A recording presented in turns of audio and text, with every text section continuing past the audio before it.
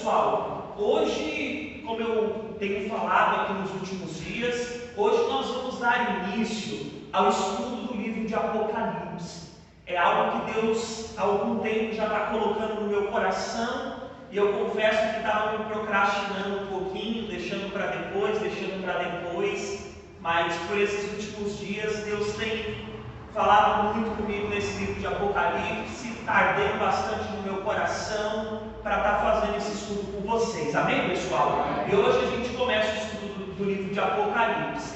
Já vou adiantando que não precisa se assustar, né? Tem pessoas que eu falo do Apocalipse já ficam com medo. Nossa, vai falar do quê, né? Então, não é nada disso, às vezes, que a gente ouve falar, de histórias que vão nos amedrontar e tal. Mas nós temos que ter temor, não só o livro de Apocalipse, mas a toda a Bíblia, né? Toda a palavra de Deus. Então, nós vamos começar esse estudo hoje, pessoal. Eu acredito que a palavra de hoje vai ser bem curta, vai ser breve. De manhã foi a mesma palavra, o mesmo estudo e não demorou, porque hoje a gente vai estudar o capítulo 1 do livro de Apocalipse. E é mais uma introdução, é mais um resumo do que vai ficar falando nesse livro. O estudo mais aprofundado a gente vai começar no domingo que vem, que é onde a gente vai começar a estudar as cartas que foram mandadas para as 7 igrejas da Ásia. E a gente vai estar entendendo melhor aqui, graças a Deus. Vamos lá, Apocalipse capítulo 1, último livro da Bíblia. Apocalipse capítulo 1.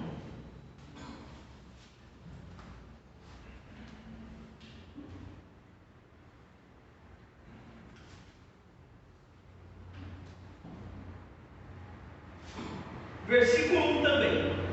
Se você não conseguir acompanhar na sua Bíblia, pode acompanhar aqui no altar. Capítulo 1, versículo 1, diz bem assim: revelação de Jesus Cristo, a qual Deus lhe deu, para mostrar aos seus servos as coisas que brevemente devem acontecer. E pelo seu anjo as enviou e as notificou a João, seu servo, o qual testificou da palavra de Deus e do testemunho de Jesus Cristo, e de tudo o que tem visto. Bem-aventurado aquele que lê, e os que ouvem as palavras dessa profecia, e guardam as coisas que nela estão escritas, porque o tempo está próximo. Amém, pessoal? Amém. Então, para vocês entenderem, o livro de Apocalipse, ele foi escrito pelo apóstolo João, aquele João que foi discípulo de Jesus, e que após Jesus ter ressuscitado e subido aos céus, ele e os outros discípulos se tornaram apóstolos e continuaram pregando o Evangelho de Jesus. Quem escreveu o livro de Apocalipse foi João, através de algumas visões que Jesus deu para ele quando ele estava na ilha de Patmos. Por que João ele foi para essa ilha de Patmos? Por causa da perseguição que estavam fazendo com quem pregava o nome de Jesus. Então, por causa de João, ele tinha uma fé em Jesus Cristo, pregava o Evangelho de Jesus, ele foi perseguido. E aí, como forma de castigo, de punição, ele foi levado para a ilha de Patmos para trabalhar praticamente como escravo, com trabalhos forçados, praticamente uma escravidão. Faziam trabalhos muito pesados, então foi uma forma de punição. Inclusive, dos 12 discípulos de Jesus, o único que não teve uma morte cruel foi João, porque os outros 11, tudo morreram por causa da perseguição e morte cruéis, ou foram queimados com óleo quente, ou crucificados, enforcados. Não sei se vocês já ouviram a história de Pedro, que Pedro ele foi crucificado com a cruz de cabeça para baixo. Alguém já ouviu essa história? Quem já viu? Alguns. Ele disse: eu não mereço morrer como Jesus morreu, então coloca de cabeça para baixo. Ele foi crucificado com a cruz de cabeça para baixo. Então, dos 12, historiadores falam que 11 morreu de perseguição e morte cruel. João foi o único que teve a punição de ir para a ilha de Patmos para fazer um trabalho forçado. E aí teve uma morte natural. E eu acredito que foi o plano de Jesus para a vida dele, porque Jesus já queria dar essas revelações para ele. Jesus já tinha um propósito na vida de João. Amém, pessoal? E assim, eu estou falando de perseguição. Nos dias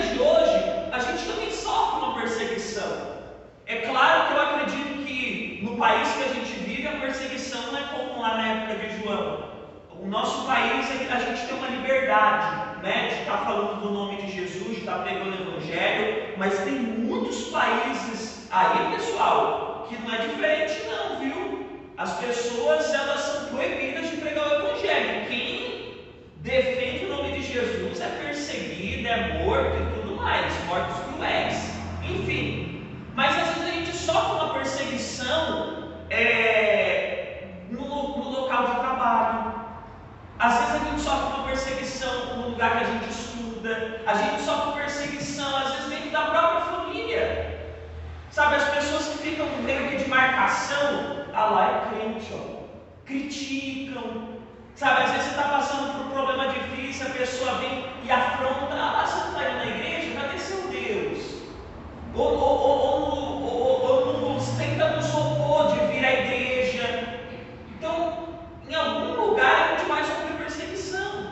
Às vezes excluem a gente de certas coisas, falar: não chama fulano não, ele é crente, né? Então a gente sofre essa perseguição. Mas pessoal, eu te dou um conselho: não saia desse caminho, não saia do caminho de Jesus, persevere até o fim, porque quem perseverar até o fim será salvo. Persevere até o fim, não tem outro caminho. Jesus é o caminho, a verdade e a vida. Não importa a luta, a perseguição, não desanime, não desista. Permaneça firme no caminho de Jesus. Permaneça firme na palavra de Deus.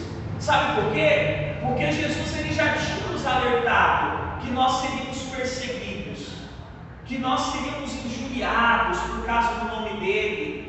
Mas uma coisa boa ele ensinou: bem-aventurados serão vocês quando forem perseguidos e injuriados por causa do meu nome.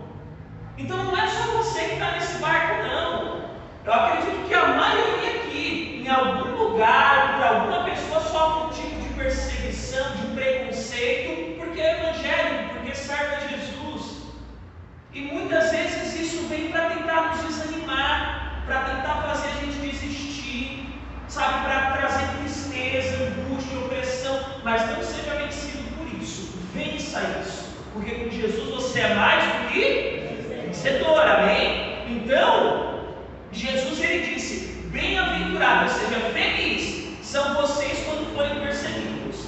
Então, quando alguém vir te criticar, te perseguir, fala mal porque você está vindo na igreja, porque você deixou de praticar as coisas erradas que praticava no passado, quando vir alguém te chamar de careta, de besta, de bobo, fica triste não, fica feliz. Bem-aventurado é você quando for perseguido. Não sou eu que estou falando, é a palavra. Se alguém chega em mim e começa a falar: crente, nem aproveitou a juventude, hein? Evangélico desde pequeno, nem conheceu o mundo, eu não fico triste não, fico feliz. Falar: estou sendo bem-aventurado. Quanto mais fala, mais bem-aventurado eu estou sendo, mais felicidade vem na minha vida, mais bênçãos Deus derrama, porque é o que ele falou: bem-aventurado serão vocês quando forem perseguidos e injuriados por causa do meu nome. Amém, pessoal? Mas eu quero focar aqui no versículo 3 com vocês. Vamos ler novamente o 3? Bem-aventurado aquele que lê e os que ouvem as palavras desta profecia e guardam as coisas que nela estão escritas, porque o tempo está próximo. Amém? Amém. Então, pessoal, eu até anotei uma frase para falar aqui para vocês. Jesus deu a João visões de como será o fim dos tempos. O livro de Apocalipse revela os eventos futuros reservados para a humanidade por meio dessas visões que foram dadas a João. Amém? A gente acabou de ler o versículo 3, que bem-aventurado, ou seja, feliz, é aquele que ouve e guarda as palavras deste livro, dessa profecia. Então se considere uma pessoa bem-aventurada de estar participando desse estudo, de estar ouvindo essa palavra, de estar aprendendo as palavras desse livro, que esse livro tem a ensinar. Agora, pessoal, vamos prestar bem atenção nos detalhes. Lembra que esses dias eu estava falando a respeito dos detalhes que tem na Bíblia? Muitas vezes a gente deixa de entender o que a palavra fala porque a gente não presta atenção nos o que ouve e o que guarda.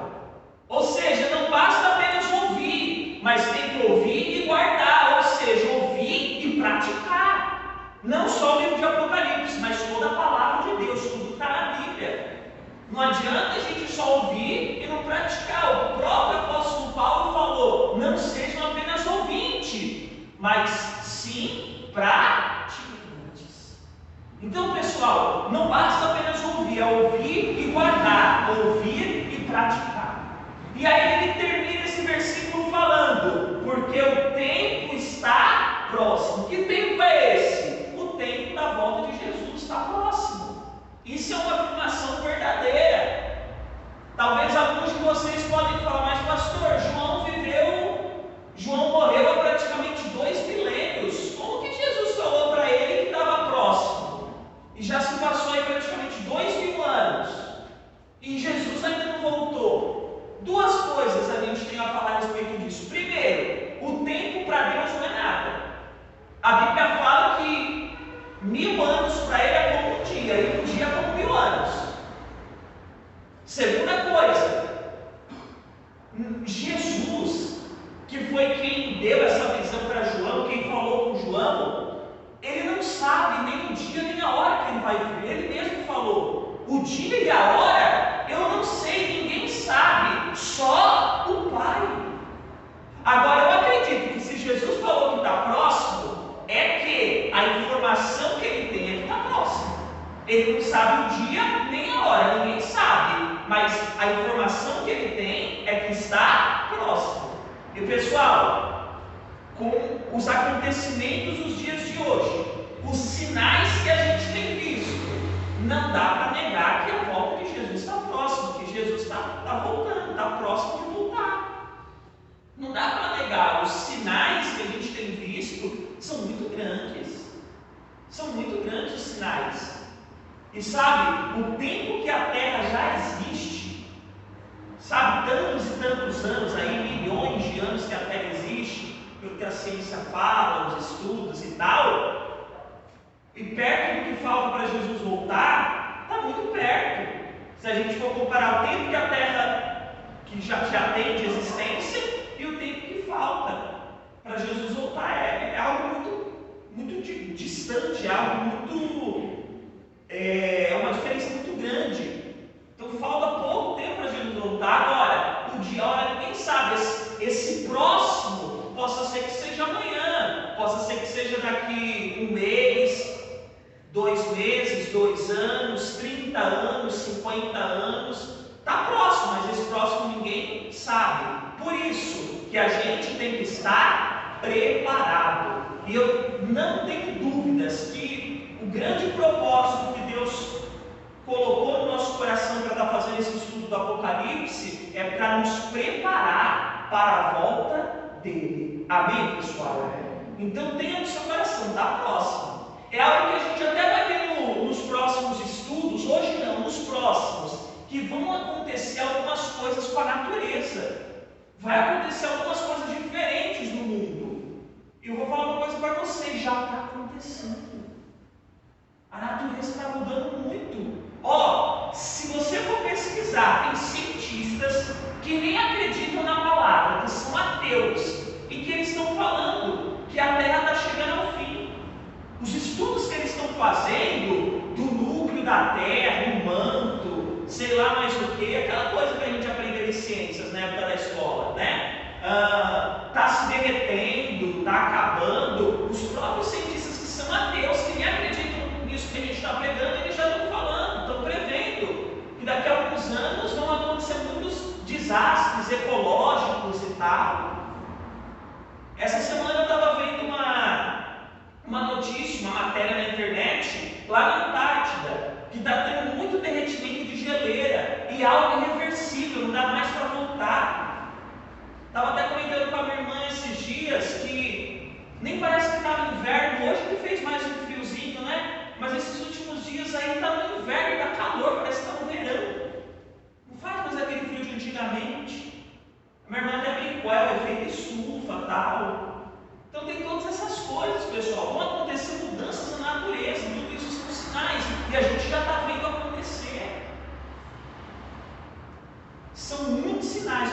porque a volta de Jesus está próxima. Graças a Deus. Esse ano, então, nem se fala, um ano atípico. Vamos lá, versículo 4. João, às 7 igrejas que estão na Ásia, graça e paz seja convosco da parte daquele que é, e que era, e que há de vir, e dos 7 Espíritos que estão diante do seu trono. Amém? O livro de Apocalipse, pessoal, ele é dirigido às 7 igrejas da Ásia. Então, Jesus falou algumas coisas com João e pediu para João escrever cartas para essas 7 igrejas da Ásia. Então, é um livro dirigido a essas 7 igrejas da Ásia. Essas 7 igrejas da Ásia, que a gente vai começar a estudar domingo que vem, elas representam a igreja de Jesus de todos os tempos, a igreja que já existiu e que existe atualmente. E pessoal, quem é a igreja? Nós. A igreja somos nós. Pessoal, eu confesso que eu estou muito feliz com vocês. Sabia? Dá um parabéns para a pessoa que está lá. Fala, parabéns. Parabéns pelo quê? Ela nem sabe o que é, já está dando parabéns. Mas vamos lá, pessoal. Eu confesso que eu estou muito feliz com vocês. Até um tempo atrás, eu perguntava alguma coisa da Bíblia, a gente ouvia até o Pino cantar aqui.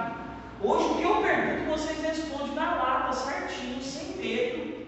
Isso é bom, sinal que vocês estão crescendo, estão aprendendo. Isso é muito bom. Amém? A gente não pode só criticar, né? Pessoal, fala mais alto, fala quando vocês falam certo, tem que elogiar. Não é bom receber elogio, ver o reconhecimento do nosso esforço? Então, parabéns, estamos de parabéns mesmo. Hoje ele já perguntou umas 2, 3 coisas, responderam bem, alto, certinho. É isso aí, amém? Então vamos voltar aqui.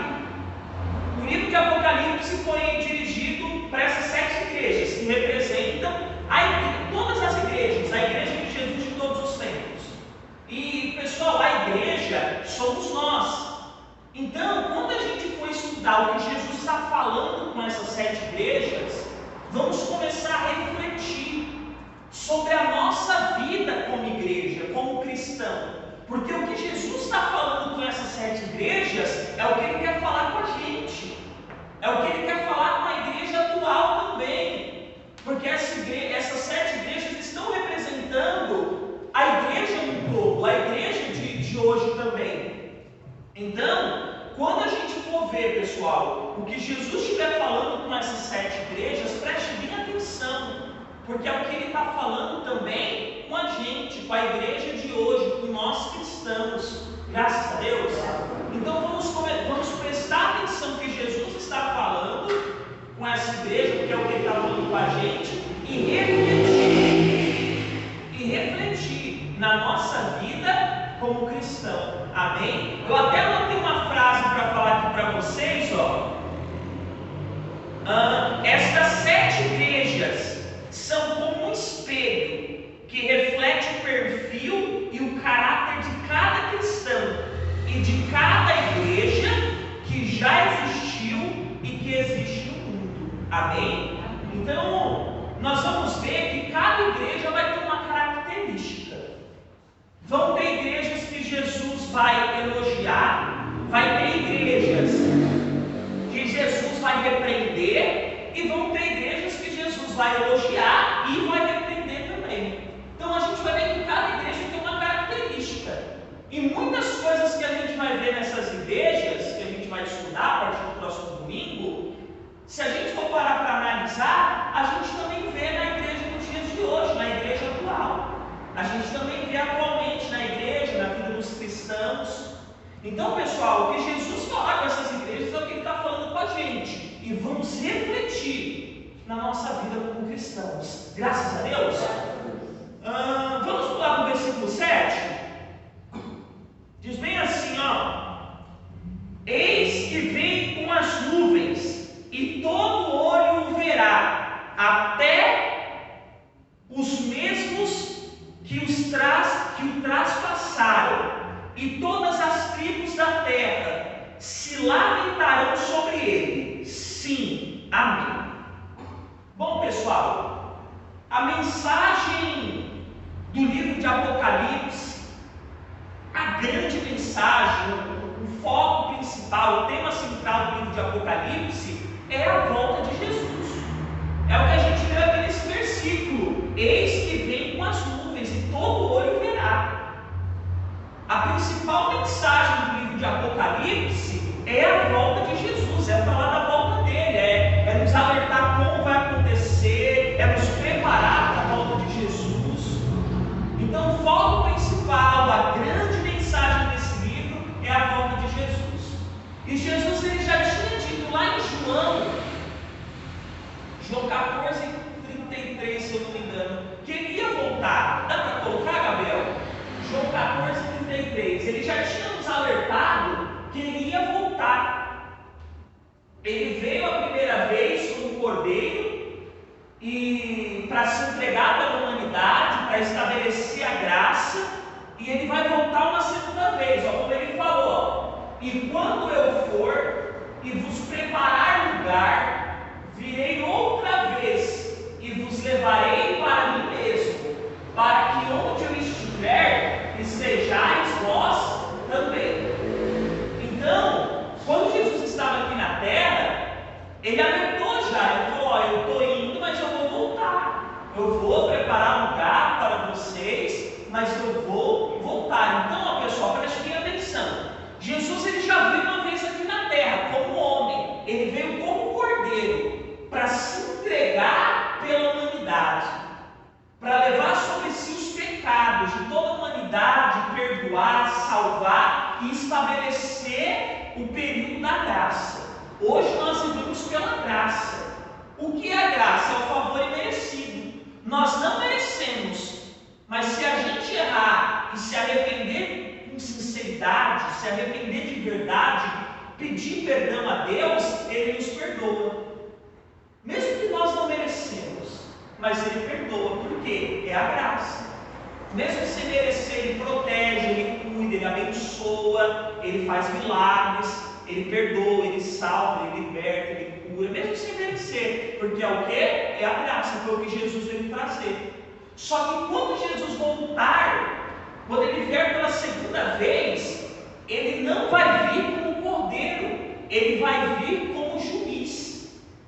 E Ele não vai vir para trazer a graça, mas Ele vai vir para trazer justiça. Justiça plena. Então, para você prestar atenção, primeira vinda de Jesus, veio como homem, veio como cordeiro, se entregou pela humanidade e estabeleceu o período da graça. Quando Ele voltar e vier a segunda vez, o período da graça vai acabar.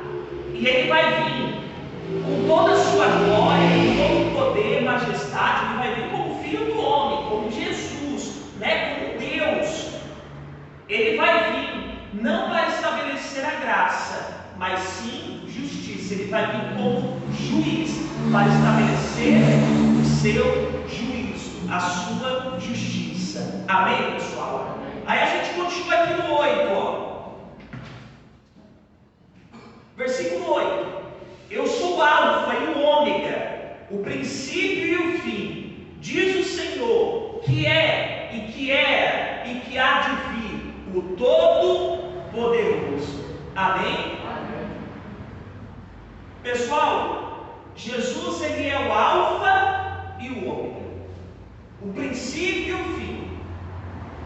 Eu até anotei, ele é o início e o fim. O Alfa é a primeira letra do alfabeto grego. O Ômega é a última letra do alfabeto grego.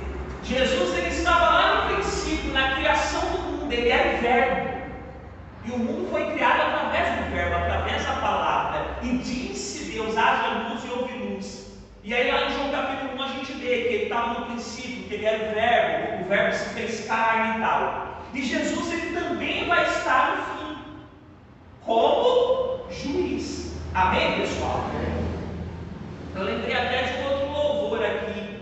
Hoje, quando terminou o culto da manhã, a gente fez uma brincadeira. A gente vai ler alguns versículos agora, e Quando eu li esses versículos de manhã, a gente lembrou da letra de tanto louvor que veio na cabeça, que são baseados nesses versículos.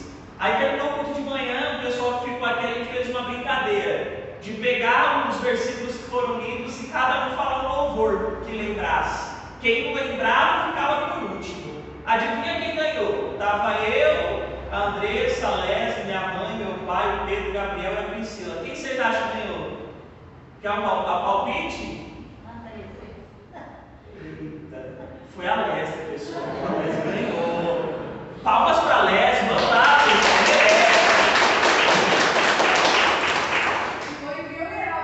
ficou entre vocês duas e a Leslie ganhou. O prêmio são as palmas, né? O reconhecimento, né? Então, a gente vai ler alguns versículos agora e vocês vão. Acredito que quem conhece bem de louvor vai lembrar alguns louvores, né? E eu lembrei de um agora, o poderoso Deus, né? Também tem aqui no livro de Apocalipse, com aquele poderoso Deus. Se eu lembrasse, eu tinha ganhado, eu tinha escutado a palestra. Mas enfim, pessoal, ele é o alfa, o ômega, o início e o fim. Ele estava lá no início na criação do mundo, ele, como verbo, ele vai estar no fim como juiz para fazer justiça, para estabelecer o seu juízo. Graças a Deus, sabe? Então, pessoal, ainda dá tempo, sabe? Se arrepende enquanto há tempo, porque hoje nós estamos pela graça. Mas quando Jesus voltar, não vai ter mais graça. Vai ser o juízo dele. Graças a Deus. Nós vamos terminar o estudo agora. Nós vamos ler do 9 até o 20, até a gente finalizar o estudo de hoje. Vamos lá, versículo 9. Deixa eu até beber uma água aqui para aumentar. Vamos em versículo de uma só vez. Vamos lá. Eu, João, que também sou vosso irmão e companheiro na aflição e no reino e na paciência de Jesus Cristo, estava na ilha chamada Pátimos, por causa da palavra de Deus e pelo testemunho de Jesus Cristo. Eu fui arrebatado em espírito no dia do Senhor, e ouvi de trás de mim uma grande voz como de trombeta, que dizia: o que vês, escreve em um livro, e envia-o às 7 igrejas que estão na Ásia, a Éfeso, e a Esmirna, e a Pérgamo, e a Tiatira, e a Sarde, e a Filadélfia, e a Laodiceia. E virei-me para ver quem falava comigo, e virando-me, vi 7 castiçais de ouro, e no meio dos 7 castiçais, um semelhante ao Filho do Homem, vestido até os pés de um vestido comprido, e cingido pelo peito com um cinto de ouro. E a sua cabeça e cabelos eram brancos como lã branca, como a neve, e os seus olhos como chama de fogo. 15. E os seus pés semelhantes a latão reluzente, como se tivessem sido refinados em uma fornalha, e a sua voz como a voz de muitas águas. E ele tinha na sua destra 7 estrelas, e da sua boca saía uma aguda espada de 2 fios, e o seu rosto era como o sol, quando na sua força resplandece. E eu, quando vi, caí a seus pés como morto. E ele pôs sobre mim a sua destra, dizendo: não temas, eu sou o primeiro e o último. E o que vi, fui morto, mas eis aqui estou vivo, para todo sempre. Amém. E tenho as chaves da morte e do inferno. Escreve as coisas que tem visto, e as que são, e as que depois destas hão de acontecer. O mistério das 7 estrelas que viste na minha destra, e dos 7 castiçais de ouro. As 7 estrelas são os anjos das 7 igrejas, e os 7 castiçais de ouro que viste são as 7 igrejas. Amém, pessoal? Amém. Aqui começou a simbologia do livro de Apocalipse.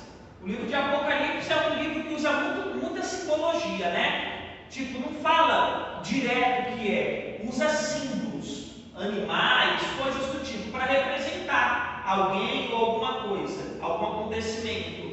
Eu acredito que vocês já ouviram falar a besta, o monstro, o castiçal, o selo. a trombeta, essas simbologias, né? E por causa disso, muitas pessoas acabam desistindo de ler o livro de Apocalipse. Eu já vi na boca de muita gente, e eu já fiz isso durante um bom tempo. Eu leio a Bíblia, mas o livro de Apocalipse eu não vou ler, não. É muito difícil, né? Muito complicado de entender, e acaba deixando de ter experiências com Deus, aprendizado que é bom. Muitos têm deixado de conhecer o livro de Apocalipse por causa desse medo, desse receio. E eu não vou mentir para vocês, pessoal, é um livro difícil de entender. É um livro difícil, não é fácil. Mas como eu estava falando aqui de manhã, você já imaginou se tudo que fosse difícil na vida a gente desistisse de fazer? A gente não ia fazer nada.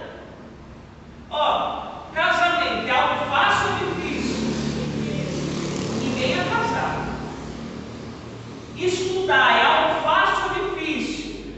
Ninguém ia querer estudar. Trabalhar todos os dias, acordar cedo, chegar tarde, pegar trânsito, metrô, trem, ônibus, trabalhar, às vezes com o público, é fácil ou difícil? Ninguém ia trabalhar. Então não é porque é difícil que a gente vai deixar de fazer. Não é porque algo é difícil que a gente vai dar uma desculpa. É difícil, então eu não vou fazer. Não, vamos se esforçar e fazer. E as maiores e melhores coisas estão naquilo que é difícil, que você vai precisar se esforçar mais. Então nós vamos nos esforçar para aprender do livro de Apocalipse, ler, estudar e ter o ensinamento da parte de Deus. Amém? Então, aqui começou a simbologia.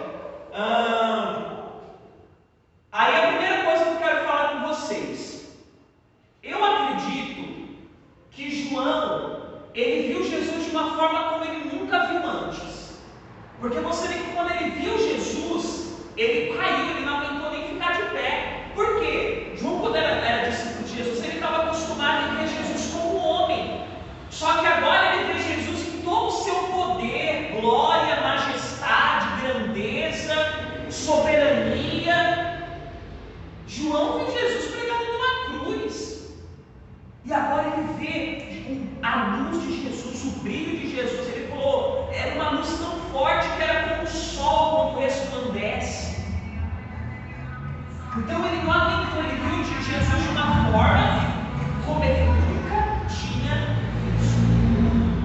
Outra coisa, vamos ler o versículo 11 novamente, que dizia: o que vês escreve em um livro, envia-o às 7 igrejas que estão na Ásia, a Éfeso, a Esmirna, a Pérgamo, a Tiatira, Sardo, Filadélfia e Laodiceia.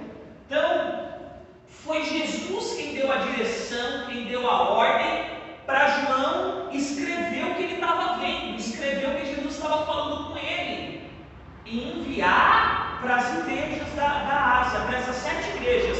Esses nomes que a gente leu aqui, Éfeso, Laodiceia, Filadélfia, entre os outros, são as 7 igrejas da Ásia, que, como eu já falei, representam a igreja de Jesus de todos os tempos, a que existiu e a que existe atualmente. Amém, pessoal? Aí a gente começa aqui a falar da simbologia. Os 7 castiçais de ouro.